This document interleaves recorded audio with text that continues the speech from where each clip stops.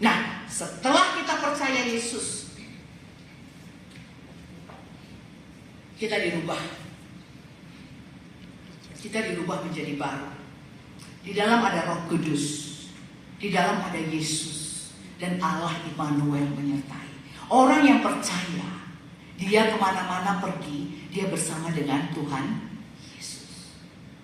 Dan tujuan Allah menciptakan dia ini adalah supaya dia seperti Tuhan Yesus. Inilah yang dipaparkan Allah di dalam Yeremia. Tidakkah aku berkuasa seperti orang tukang periuk itu? Kau adalah tanah liat, kata Tuhan. Nah, saya bawa di sini beberapa ilustrasi ya. Nah, ingat, tujuan kita diciptakan Tuhan, endingnya adalah seperti ini. Jadi jangan stagnan saat ini ya. Kita orang Kristen, kita percaya Yesus. Jangan puas dengan aku seorang Kristen, aku beribadah di HKBP, sudah itu saja. No. Tuhan akan terus membentuk hidup kita sampai kita serupa dengan Tuhan Yesus. Sampai tujuan Allah menciptakan kita supaya kita menjadi terang dan garam dunia. Tuhan mau kita menjadi terang. That is the end of God's plan untuk kita yang sudah diselamatkan. You come out sebagai terang dan garam. Dan kau semakin hari semakin menyerupai Tuhan Yesus. Modal sudah ada. Roh Kudus di hati kita. Modal lain apa? Yesus menemani kita 24 jam. Kita tidak pernah seorang diri. Ending dari semuanya adalah you will be like Jesus. Sekarang kita seperti siapa? Sudahkah kita setiap hari diubah menjadi serupa dengan Tuhan Yesus? Oleh sebab itu, Tuhan di sini memberikan ilustrasi bahwa kita ini adalah seperti tanah liat. Oke.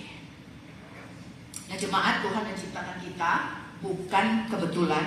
Tuhan menciptakan kita bukan juga acak-acakan. Tuhan menciptakan kita sesuai dengan rancangan Allah. At the end of your life, you have to be like this. Kita menjadi terang dan garam. Kesaksian hidup kita melalui mulut kita, perbuatan kita, cara kita berpikir, cara kita bertindak, cara kita merencanakan di dalam hidup ini. Nah, sebagai contoh di sini ya, kita perhatikan tanah liat. Saya cari-cari ada nggak tanah liat?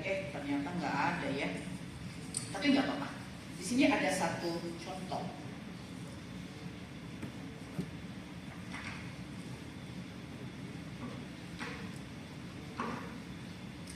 Anggap ini tanah liat. Ini nggak akan ada kelihatan cantiknya dikit pun ya. Tetapi dikatakan seperti tanah liat. Aku sekarang sedang membentuk si Roska evangelis itu. Aku bentuk hidupnya sekalipun rasanya sakit sekali. Kalau ini bisa berteriak, dia bilang, "Oh, sudah itu, jangan lagi dia ngapain, aku capek kali, sakit kali, kau tekan-tekan di badanku ini." Beginilah hidup kita di tangan Tuhan. Tapi bukan Christian casing ya. Bukan Christian casing. Christian casing nggak usah dibentuk Tuhan. Sudah jelas kecelakaan akan menyertai hidup kita.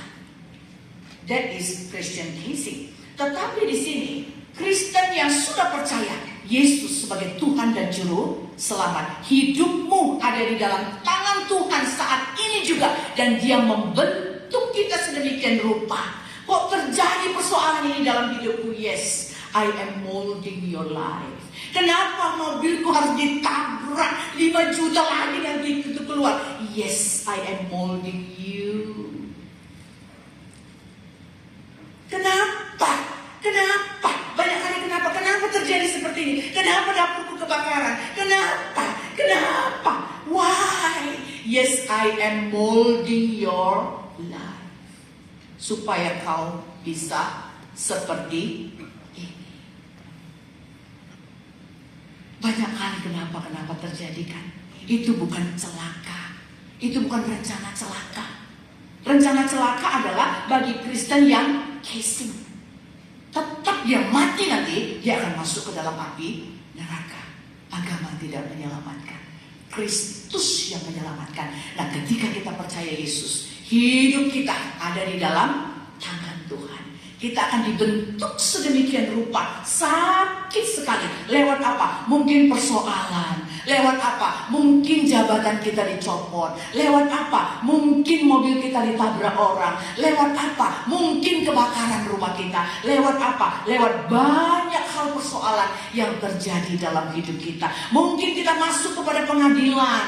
Saya sendiri seorang penginjil pun pernah melalui yang namanya pengadilan.